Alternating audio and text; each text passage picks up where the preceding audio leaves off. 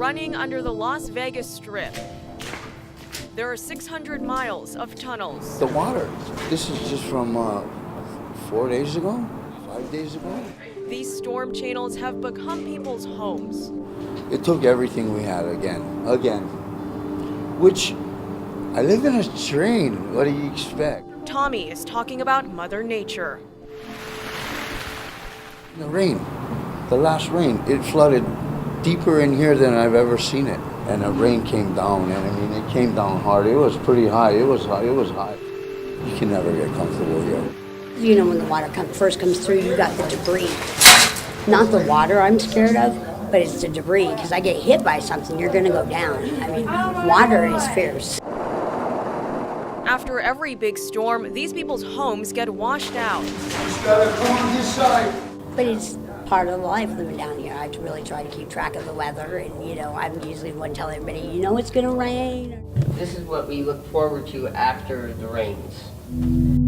And then they have to start all over again. You gotta take baby steps, you know, get your ID, because we lost everything in the flood again.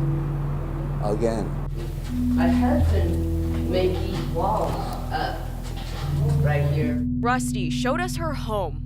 They come in and they steal whatever they can from this place. Other homeless people. Yeah, and they're homeless people, and they think I have so much. When we first met her, she just finished trying to make pancakes on their makeshift stove. It's rough. It's not easy. It's not easy at all. Rusty says she and her husband had to fight for a spot in the tunnels. I mean, it's just a battle. And theirs isn't even the biggest one. You go down 6, you go all the way down and all the way around the corner like that, and then there's a side tunnel. The reason you can see everything in here right now is because we brought our own lights. But once you turn those off, this is what it looks like for the people who live in here every day. But you can't see much of nothing because it's black. But you have to have light. If you don't, you're in trouble and you get lost.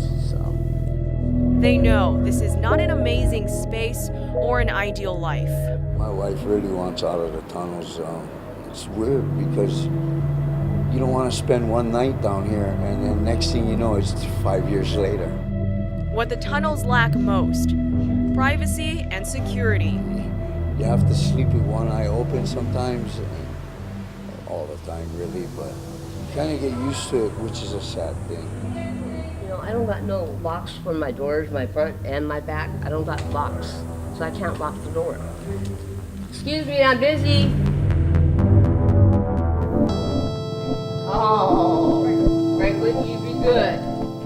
Rusty and her husband sleep during the day. This is our bed. We have to find more cushions like this for our bed.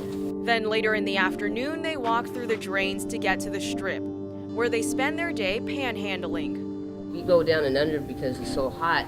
Some days they can get around $100 in handouts. We like Dr. Pepper. And while they've built a sense of community, it's still a matter of survival. People die in these tunnels all the time. If it's not from Mother Nature, it's from human nature. In 18 years or 20 years I've been down here is the worst right now with thieves. It really is. And we have no council or anything. We are probably the most unorganized humbums I know. I'll get you on the way back. Hang on around here, okay? Robert Hoey, known as Fox down here, stops by to check on the tunnel dwellers. We actually started years and years and years and years and years ago. We just came down here because we thought it looked interesting. So interesting, Robert started a nonprofit, Shadows of Hope. You know, it's just you treat them like human beings and you treat them the same way that you want to be treated, and it opens up all kinds of doors.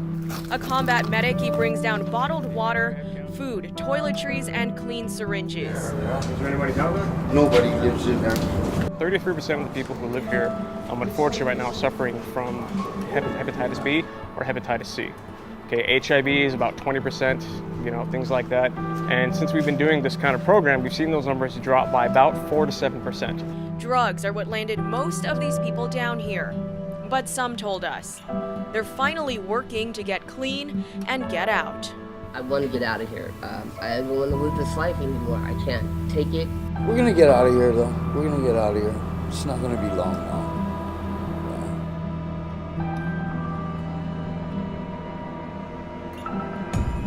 Tiana Bonner, Fox 5 News, local, Las Vegas.